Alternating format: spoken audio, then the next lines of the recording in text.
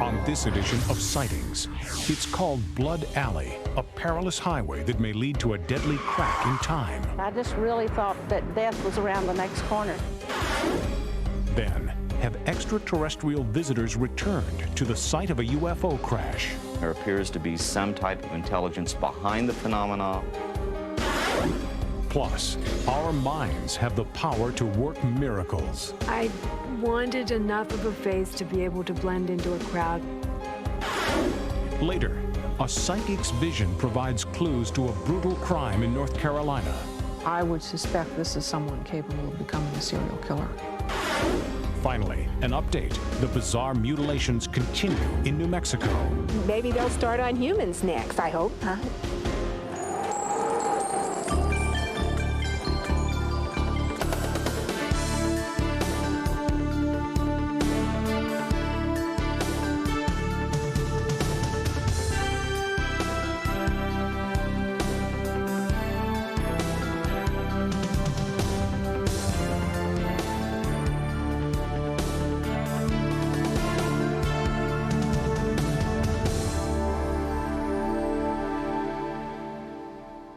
Welcome to Sightings. I'm Tim White. Many paranormal researchers believe that our thoughts and emotions don't dissipate. Instead, they linger and can take on a life of their own. In places of great upheaval or tragedy, this concentration of emotional energy can become so strong it actually warps time and space, providing a window into another dimension. It's a theory that may explain the eerie events along a lonely stretch of road in Northern California. It was like all of a sudden, time became like a glass cage of horror. It was like I couldn't push out of it. There was something bad or evil that had taken possession of not just me and not just my car, but everybody else, the truck drivers, the car drivers, everybody was being like possessed by something that was driving them to destruction. I was so scared I just wanted to get out of there, and I was actually driving uncontrolled. Like the car was kind of swerving into different things, and I just kept trying to get as fast as I could to get out of there. Pacheco Pass Highway, 42 miles of twisting mountain road that traverses the line between Central and Northern California. Since the 1970s, there have been 169 fatalities here. It was a nightmare. It had the nickname of Blood Alley. Due to the heavy volume of traffic, twisting mountainous road, you had a potential there for a lot of traffic accidents, and we in fact did have a lot of traffic accidents on Pacheco Pass Highway. But many people who have driven through Pacheco Pass say it's more than the switchbacks and narrow lanes that make this highway so dangerous. I was coming back from a trip. Coming around one of the curves, all of a sudden I was hit by such an overpowering panic. I began to feel that I was being invaded. I saw a little girl with her hands pressed up to her eyes, screaming, "Help me, help me." I saw men hanging up on a hill, like somebody had put them up on a gallows. It was like a montage of horror. Sylvia Brown is not the only motorist who has been haunted by bizarre apparitions in Pacheco Pass. I was driving through Pacheco Pass that night, and I started hearing voices come from the back seat, kind of low. And then it started growing, and at first I thought I was just tired, so I kind of slapped myself and I rolled down the window trying to get some cold air, but then the voices kept getting stronger and stronger. And I was just terrified. I kept trying to drive faster and faster, and I started hearing sounds of horses, like on the sides of the car. There was 3 men outside and 2 women inside, and the noise kept going, and it kept getting louder and louder.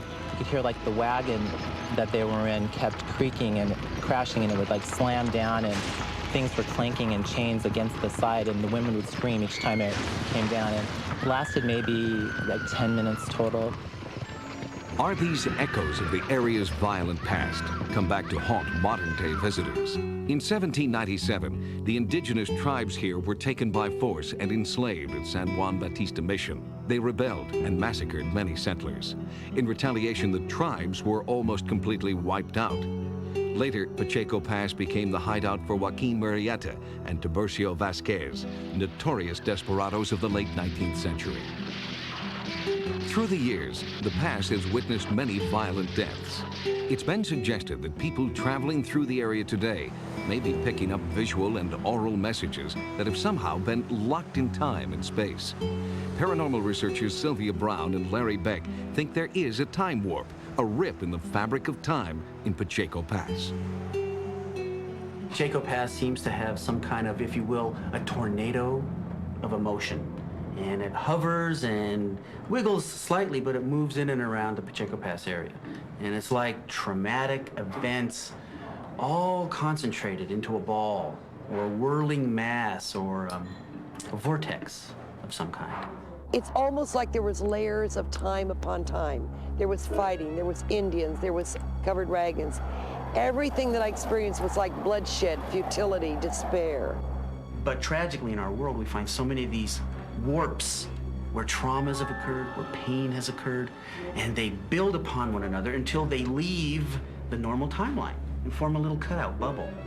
And if you're sensitive, you could hit it and experience those things concurrently. Sylvia Brown has investigated hundreds of hauntings throughout the United States, but she believes that the activity in Pacheco Pass is unique in its intensity and deserves further investigation.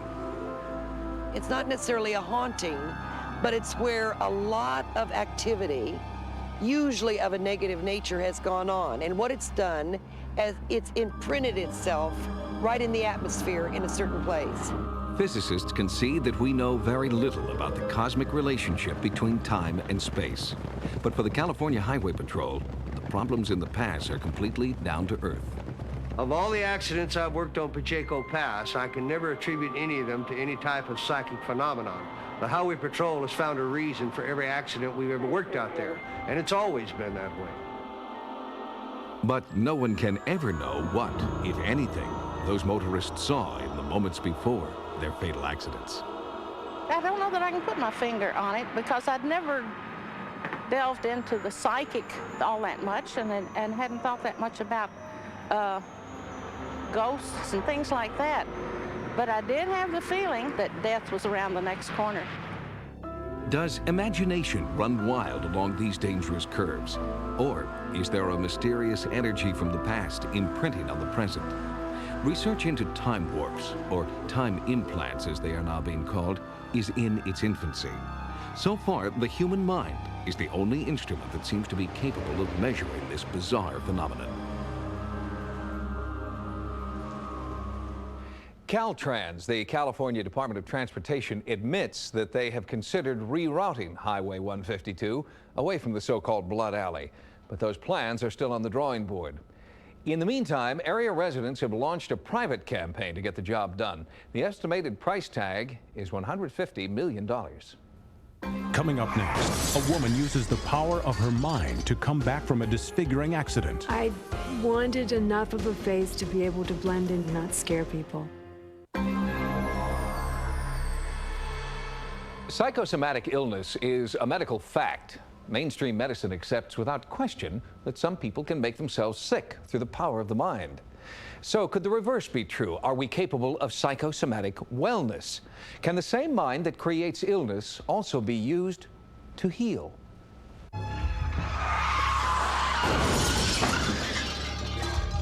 All I remember thinking was, my son has to be all right. I don't care what happens to me as long as he's not hurt. So I got out of the car.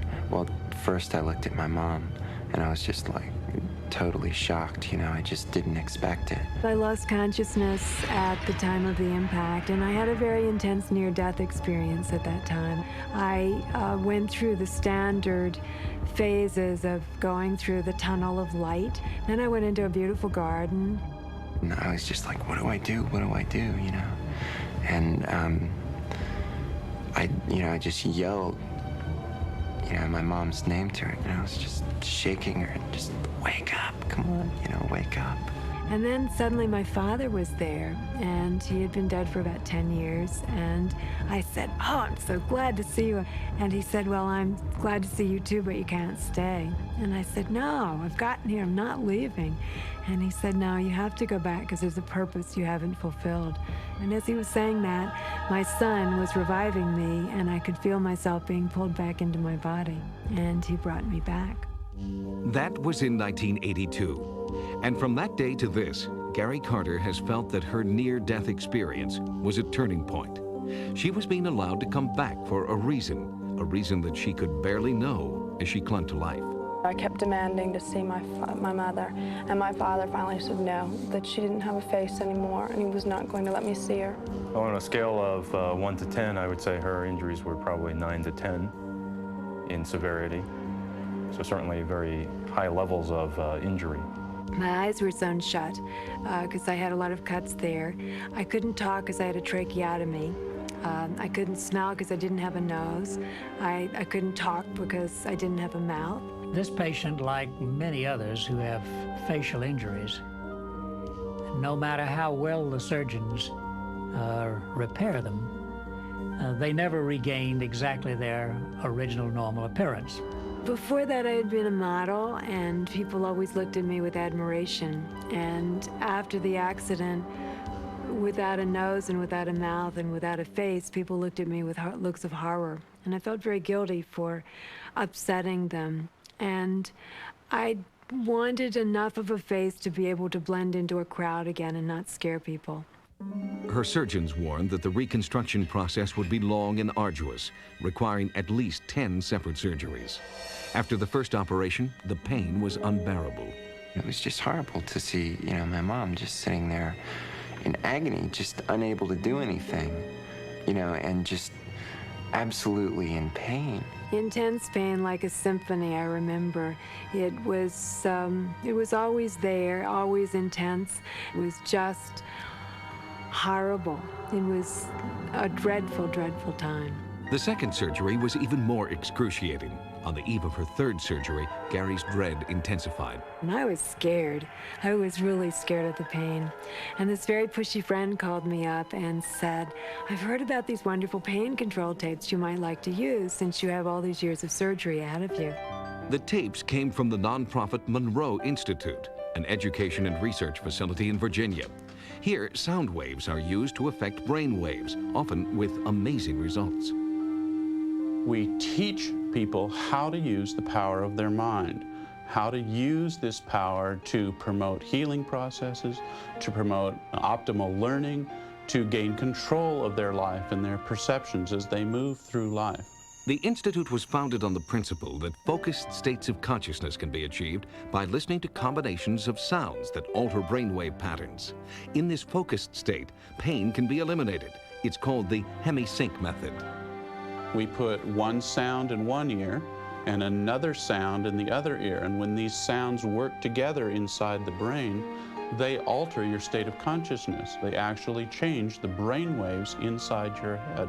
It's not subliminal. The tones are a part either of music or of ocean waves, depending on the different tapes. For Gary, the tapes had an amazing effect. Her pain threshold changed so dramatically, she asked if she could listen to a tape in the operating room. I took the tapes in with me for this surgery to make my nose, and I told Dr. Edgerton, if the tapes worked fine, but if not, I'd like my codeine right away, please. And he smiled and he said he thought it would be an interesting experiment. And all the doctors and nurses were quite interested as well. And some of these operations, of course, can be very painful for a time. But with the aid of the tapes, even going down to the operating room area with the tapes playing, she really seemed to deal with the anxiety issues and the post-operative pain issues very well. And I think a lot of the staff were very impressed by how much these tapes helped her. I was relaxed and happy going down into the operating room. It was like going to a fun party instead of the shakes and the queasiness I would have had before. In Gary's case, it was very clear she did not request very much anesthetic when she was using the Monroe tapes. The feeling when somebody's cutting on you when you use these tapes is one of being disassociated. You feel the touching and the pulling or pushing as they're cutting or stitching, but there's no pain associated with it. It's just like a very gentle touch. Where you hypnotize somebody and you tell them you're going to burn them, but you actually reach out and just lightly touch them, the body believes so strongly that it's going to be burned that it will be blistered. Well, you want to use that same kind of mind power to make the body believe so strongly that it's going to get healthy and it's going to have less pain, that it actually kicks in and provides all those things that are necessary for that to happen. I had no pain after that surgery whatsoever. I used the Monroe audio tapes, and there was minimal swelling and bruising, and I went home from the hospital in 2 days instead of 10. The whole theory opens a lot of interesting possibilities. We are just in the very early stages of understanding brain function. Gary continued to use her tapes through 7 more operations. Today, she looks forward to a pain-free life and feels her purpose now is to help others through lectures and her book, Healing Myself. We truly are all one, and we're all here to help each other. And that's what I want this book to do for other people. I've been blessed to have the face that I have, but I think in a way Mommy's more blessed to have what's happened to her, because it's changed her and it's given her a whole new outlook. And this is only a skin for me now. It used to be an identity, and now my identity's in here. It's not here. I guess what really had an effect on me was seeing my mother utilizing these tapes and utilizing the potential within herself to heal. I thought, wow, if that's possible, it really opens the door for so many more things. The meaning of life to me before the accident was totally based on outer appearances. Now, in my second life, I look at the light bulbs. I don't look at the lampshades as I did in my first life. The Monroe Institute is not suggesting that every patient should forego anesthesia in the operating room, but they do believe that as long as conventional medicine is standing by, alternative therapy should be given a chance to work first. When Sightings continues, startling UFO activity captured on home video. There's an excitement that builds, and it's just like incredible. I've never seen anything like this in my life. Jose Escamilla used to be like a lot of other amateur sky watchers. He'd take his video camera outside and hope for the best. But in March of this year, Jose got something, a UFO streaking across the sky. And since then, he has shot more than 500 hours of what he believes is UFO footage. Where does Jose Escamilla live? 12 miles outside of Roswell, New Mexico.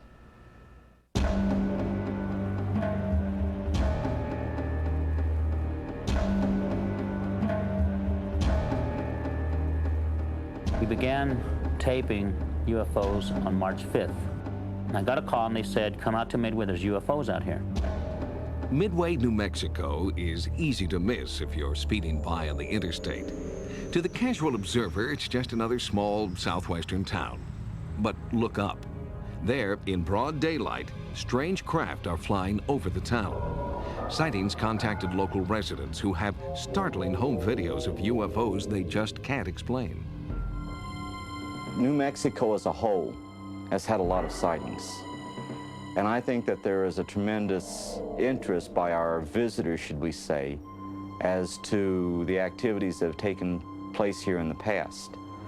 Here, just a stone's throw from Midway, near Roswell, New Mexico, a suspicious crash landing in 1947 launched modern interest in ufology. The Air Force insisted it was a downed weather balloon, and despite persistent rumors, continued to deny any knowledge of alien craft or life forms. But many people who live and work here believe otherwise, that this new flap of UFOs is connected to the original Roswell incident. Jose Escamilla owns a videotape facility in New Mexico and has shot hundreds of hours of beautiful southwestern scenery. But on March 5th, 1994, Escamilla saw his first UFOs. He immediately began videotaping. We have a piece of film of a jet, I think it was a Citation, that flew right over the property. I guess it must have been about 500 or 600 feet. And we captured an object that comes from upper screen right on TV, and it goes right up behind the jet, and it seems to tag it on the tail or bump it. and you can see the object taken off away from the jet. Because of his video background, some people were suspicious of Escamilla's footage. Local news reporter Lachelle Yates launched an investigation. Given the history of Roswell and the crash, we thought it was interesting that here is a man who is capturing something unexplained on videotape. So we went out and videotaped in the same place that he videotapes, and we got identical objects on our video. So we feel that he's not tricking us with, you know, any video scam or anything. What he has captured on tape, we feel is authentic. To date, Jose Escamilla has logged more than 500 hours of UFO videotape. Every time we get a new tape and we find some new kind of object in there, there's an excitement that builds, and it's just like incredible. I've never seen anything like this in my life. From the film footage I have seen, there appears to be some type of intelligence behind the phenomena. They represent a true enigma deserving of scientific scrutiny. The Escamilla video is an excellent cross-section of the kinds of things that I see on videotapes. Jim Delatosa specializes in computer-assisted analysis of film and videotape. Sightings asked him to examine a large sampling from Escamilla's footage. He has found a number of unnatural flight patterns. What we find, you'll see, is that the object comes right in front of this telephone pole and then moves right up here and over top of the wires and out of the frame. Now, in calculating this distance from where it comes in over the trees and by analyzing the edges and going up over the poles, it's about 900 yards.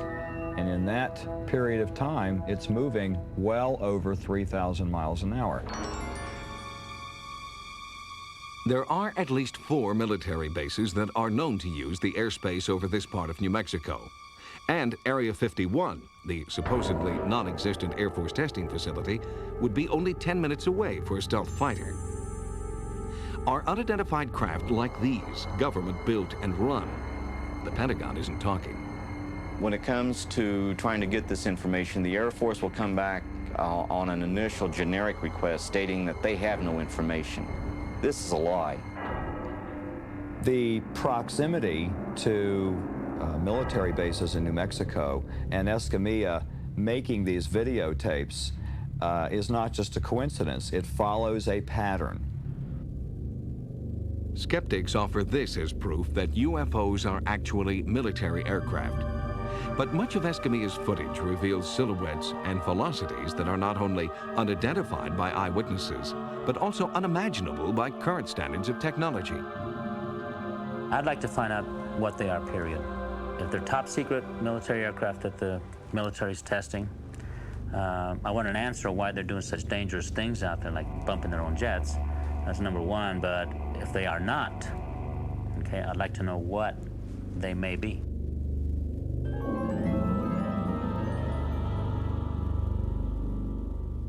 Jose Escamilla knows that not everything he's capturing on videotape can be an alien spacecraft.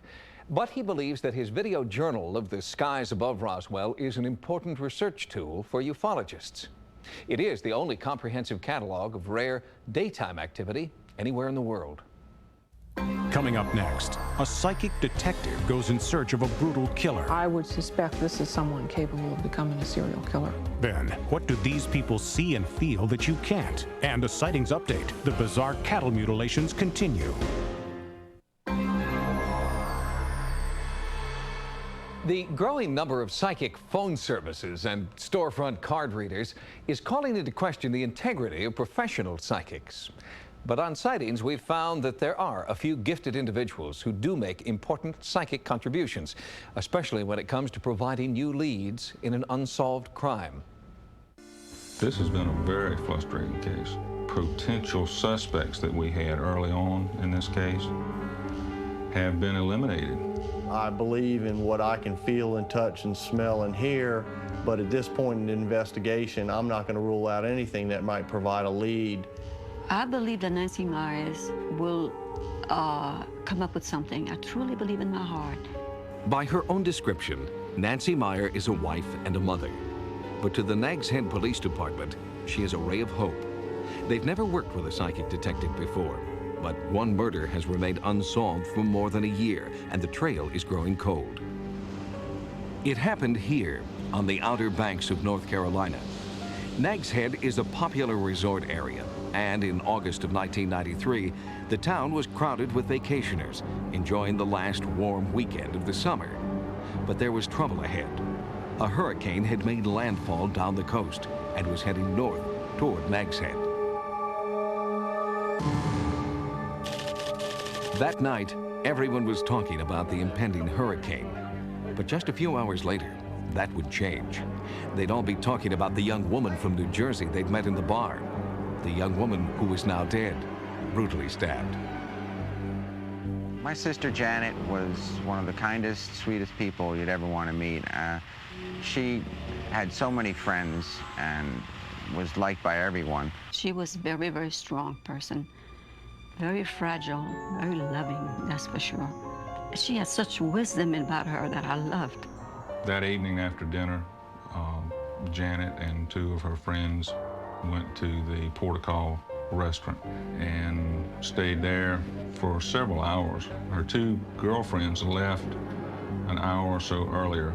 Janet stayed until closing. Janet was staying with her brother at the Hotel Carolinian. She got back around 2:30 in the morning, went up to her room, and told her brother that she was going down to the beach to have a cigarette. Once she left the room, we really don't know what happened.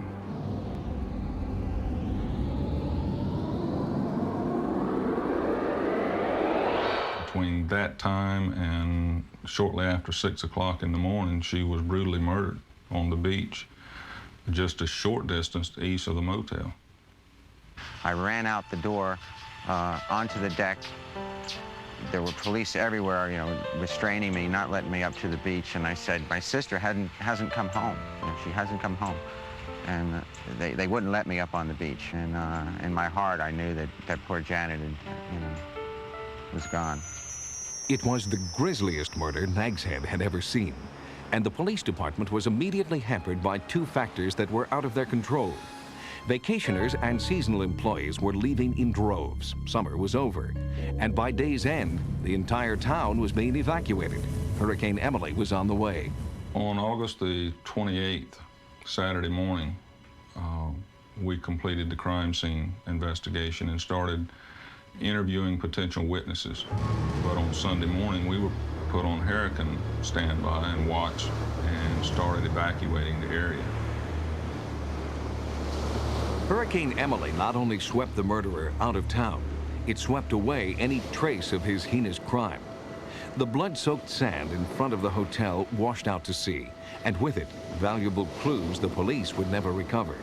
The hurricane left a clean slate, a detective's worst enemy.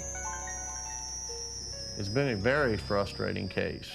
The fact that nobody that we've contacted or we've spoken to has seen anything, nobody's heard anything. Anxious for new leads, Nags Head police put their skepticism aside and allowed psychic Nancy Meyer to take a look at the case. I started working in police work 19 years ago. There's energy in every murder scene. When I look at stacks of photos of a murder scene, I am not trying to look at this poor, battered body. What I'm looking for is somewhere when that photographer moved all the way around the body, he stood exactly where the killer was at a moment when the killer was open. Bam, I'm in there. That's why I need those photos. He has a long-standing hatred of women. A veil comes over his face, there's no expression, the eyes are wooden. Nothing will stop him. I would say you are dealing with a very disturbed man. I would suspect this is someone capable of becoming a serial killer, if he is not already. Nancy Meyer has worked on over 300 police investigations. Unlike other psychic detectives, she does not become the victim or the killer. Rather, she draws psychic pictures from crime scene photos. She told Sightings these photos were the most brutal she'd ever seen. Photo after photo after photo. There was a personal connection. She has known him for a while. You said that this was a planned event on his part? Yes. He seems to have been watching her earlier in the evening. but at a good enough distance so that no one, because some of the people she was with might have recognized him. So he's watching at a distance. So he had parked his car in the parking lot there at the hotel. He seems to have walked a little bit to get to where she died. Nancy Meyer worked with a police sketch artist to create the portrait of a killer. He has like light brown hair, grayish eyes. They look kind of like a cross between gray, blue, and hazel.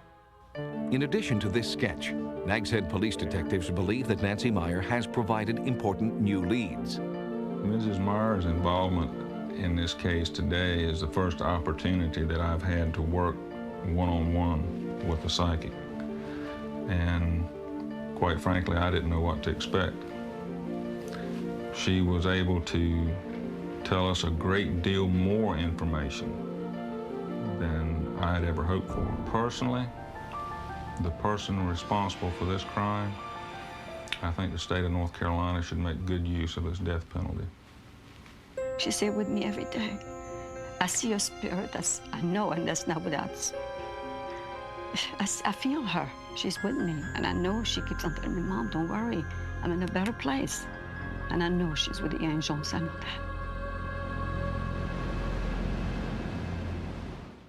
As in any profession, there are a few unscrupulous psychics out there who prey on emotionally vulnerable victims and their families.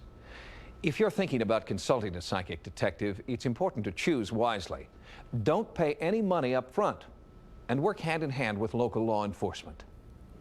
Next, they hear colors and taste shapes. It's being called the seventh sense. It's not imagination, it's a different type of reality.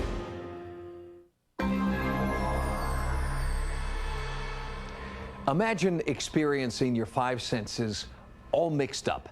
Suddenly you feel colors, you hear shapes. A friend's voice tastes like buttered toast. These are all real-life experiences of a rare group of people called synesthetes. They have a rare brain condition that mixes up all five senses and in some cases, reportedly, heightens a sixth psychic sense. It was a beautiful, clear night, and I heard a warbler off in a tree, and it was sending little blue bubbles off into the air. I was seeing these flashing images and pictures and all of this thing in my mind. If I'm introduced to someone, I can usually recall the name because I get an aura, a color. These people are experiencing the world differently from the other 99.996% of us. They're not hallucinating, imagining, or pretending. They have synesthesia. Synesthesia is an involuntary joining of the senses. Now you know the word anesthesia, okay, which means no sensation. Synesthesia means joined sensation. It's not imagination, it's a different type of reality. When Harry Gilbert hears sounds, he sees colors and shapes. It's called colored hearing and is the most common type of this most uncommon condition. If I heard something like a dog barking, it would depend on the dog. It would depend on the bark, because a woof woof sound would be kind of a big smoky gray like pepper, like the pepper that you pour out of a pepper mill. Whereas a yipping dog might have small, isolated little white shapes that come out. Dr. Richard Sytoik is a neurologist and the world's leading authority on synesthesia. Synesthetes' memories are extraordinary. Sometimes they're even photographic. As a group, synesthetes have a higher incidence of unusual experiences: clairvoyance, precognitive dreams, empathic healing, deja vu. But these are not crazy people running around the street hearing voices. These are very bright people who, for all the world, appear normal, except for this very peculiar and fascinating way of perceiving the world. Synesthete Jane Gossage-Bowerman tries to translate her experience through painting. This is what the classical music she's listening to looks like. I can do a painting and look at it, and I don't have a clue how I did it because I don't know anything about painting. I couldn't possibly draw anything my little 3-year-old grandchild can draw. I don't know how to do it, but I do know how to draw what I see. The doorbell rings, and she sees a series of triangles, okay? Here's a screech makes a stack of colored lines, like a stack of pancakes in a way. And what synesthetes see are elementary geometric things here, you know, dots, triangles. They're seeing sort of the building blocks of perception. Dr. Sytowic first began studying synesthesia in earnest after a chance meeting with a neighbor. My new neighbor, invited me to dinner in North Carolina and delayed us sitting down to the table with the apology that there aren't enough points on the chicken. Now, most of the guests just thought he was being silly, but I questioned him a bit, and after a while I said, "Oh, you've got synesthesia, you know, taste and touch." And his response was, "You mean there's a name for this?" This incident inspired the title of Dr. Sytowic's definitive book on the subject. In it, he chronicles the way the brain can create its own separate reality. Now, Michael Watson, who is literally the man who tasted shapes of my book's title, for him, the taste of mint was a cool, smooth, curved sensation, as if reaching out to feel the backside of a glass column. Dr. Sytowic was surprised to find that most synesthetes don't realize that their perceptions are extraordinary until someone who doesn't have it tells them so. I first realized I had synesthesia from when I was 28. And a friend and I were trying to recall someone's name. And I said, well, it has sort of a green cast. And she said, what are you talking about? And that was the realization that I was seeing something different from what she was seeing, or she didn't have that sensibility. Gwen Glogie also expresses her experience through painting.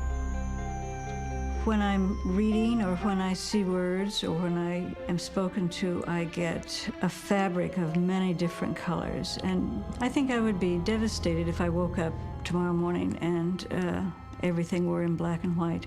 You see, when people ask me, they say, you know, synesthesia real? My response is, well, real to whom? To you or to the people who have it? And you see, this insistence on a third-person technological verification of any experience before accepting it as real really gets to the heart of how addicted we are to the external and the rational. And that really sweeps aside all of the kinds of knowing. Synesthesia helps me play music because partly it is a way I remember things. Once in a while I'll hear a sound in a song that will make a vivid color that stands right out and makes me want to play it over and over again. Dr. Sytowic estimates that as many as 1 in 25,000 people may have synesthesia and not know it, and those that do feel blessed. Far from being some esoteric curiosity that's really unimportant, synesthesia turns out to be a peephole on a huge amount of the mind and the brain. What does it feel like to have synesthesia? Well, we can never experience what they experience, but we can glimpse it through the work of some famous synesthetes, visual artists David Hockney and Vasily Kandinsky, and composers Sergei Rachmaninoff and Franz Liszt. Next, a sightings update. The mutilations continue in New Mexico and ranchers want answers. You know, it's a crime. They're taking my living away from me. It's just outright thievery. Eli Hornick is a rancher in northern New Mexico who has experienced the horror of cattle mutilation firsthand. Recently, Hornick participated in a sightings investigation of animal mutilation in the Southwest. Since his participation, Hornick informs us that the mutilations have not only continued, but seem to be increasing.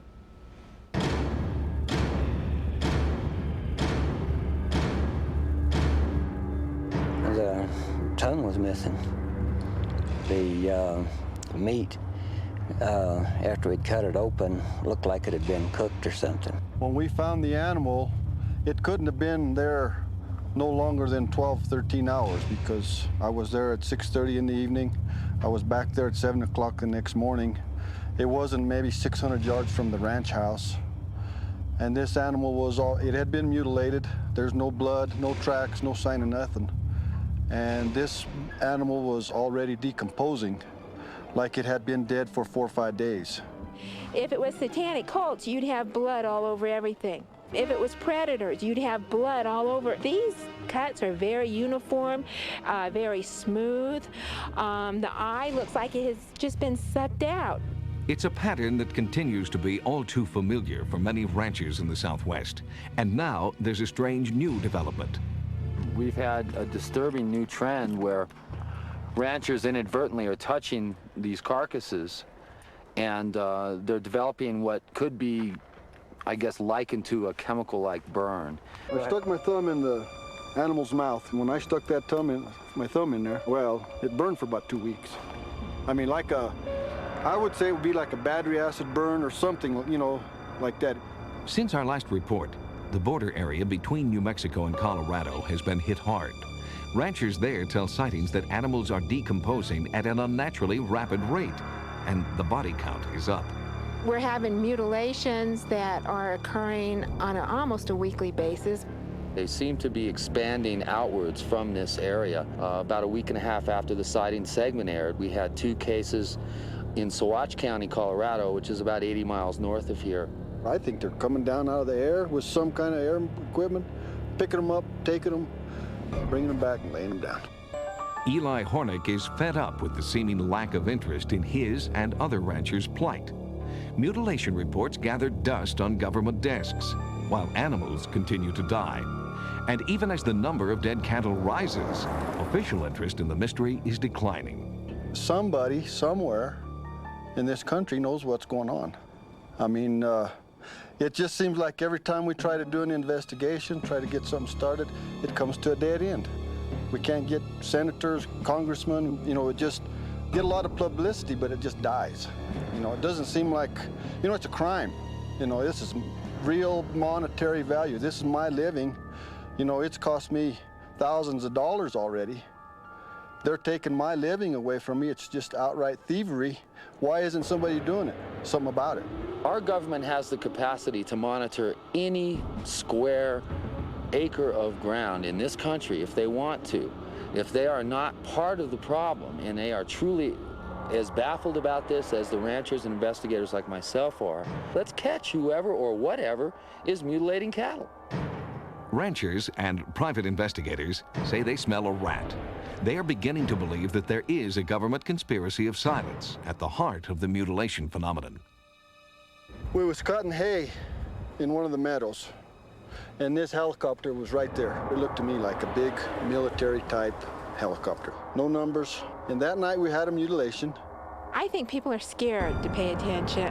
They're scared. This is something of the unknown, and they just don't want to get involved. And it's a very frightening thing, especially when you see these things. You know, my God, they could come after me. Maybe they'll start on humans next. I hope not. Finally, someone in Washington is taking the cattle mutilation problem seriously. This is a letter written by New Mexico Senator Pete Domenici requesting that the Livestock Board provide him with a detailed status report on the progress of their cattle mutilation investigation. For ranchers like Eli Hornick, it's the first sign of official support for a phenomenon that has plagued them since 1967.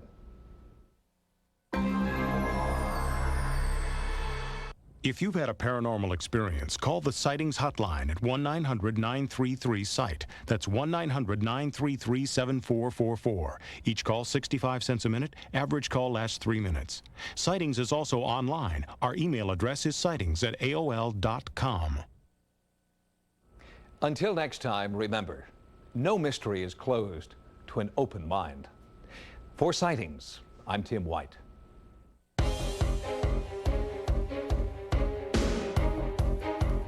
Next on Sci-Fi, The Sentinel.